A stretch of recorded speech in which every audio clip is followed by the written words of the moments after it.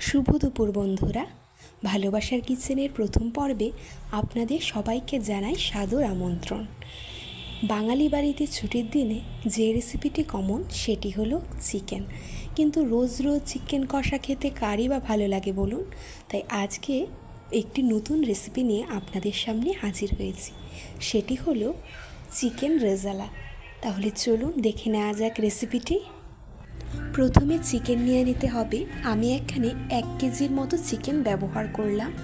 সাথে দিয়ে দিতে হবে ঘরে তৈরি করে রাখা টক দই এবং কিছুটা কাঁচা লঙ্কার পেস্টও এর মধ্যে দিয়ে দিতে হবে। তারপর ভালো করে ম্যারিনেট করে এবং তার সঙ্গে কিন্তু দিতে হবে সর্ষের তেল। তারপর ভালো করে একসাথে ম্যারিনেট করে রেখে দিতে হবে ফ্রিজে 1 ঘন্টার জন্য। আর অন্যদিকে আমাদের একটি পেস্ট তৈরি করে নিতে হবে। সেই পেস্টের জন্য আমাদের লেগে যাচ্ছে সাদা তিল, লেগে যাচ্ছে কাজু বাদাম এবং তার সঙ্গে লেগে যাচ্ছে চারমগজ দানা। তারপর একসাথে আমরা একটি পেস্ট তৈরি করে নিলাম। ওটাকে একদিকে রেখে অন্যদিকে আমরা কিছুটা বেরেস্তা তৈরি করে নেব। তার জন্য কড়াইয়ে খুবই কম আঁচে তেল দিয়ে তার মধ্যে কুচি করে রাখা পেঁয়াজ, খানিকটা লবণ দিয়ে ব্রাউন হয়ে আসা পর্যন্ত এদিক ওদিক ভালো করে নেড়ে নেব। তারপর একটি পাত্রে আলাদা করে আমরা এদের তুলে রেখে দিলাম। তারপর সেই তেলের মধ্যে আমরা তেজপাতা, শুকনো লঙ্কা এবং গোটা গরম মশলা একে একে দিয়ে দিলাম। তারপর খানিকটা ভাজা হয়ে আসলে এর মধ্যে চলে যাবে আবারও কুচি করে রাখা পেঁয়াজ।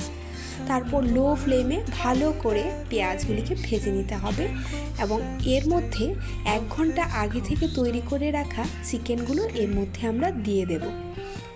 তারপর আর কি 5 থেকে 10 মিনিট ফুটে আসা অবধি আমরা অপেক্ষা করব।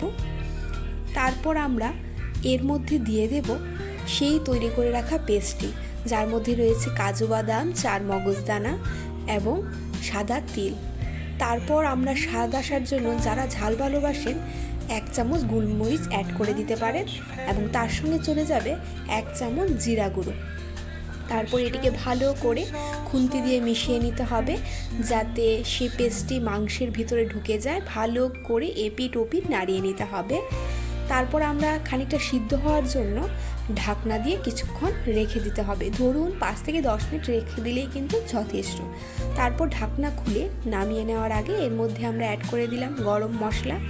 এখানে আমি সানরাইজের গরম মশলাটি ব্যবহার করলাম এবং তার সঙ্গে প্রাথমিক অবস্থায় যে বেরেস্তাটি আমরা তৈরি করে রেখেছিলাম সেই বেরেস্তাটা আমরা দিয়ে দিলাম এর মধ্যে। একটা লাইক, শেয়ার এবং সাবস্ক্রাইব করতে কিন্তু ভুলবেন না।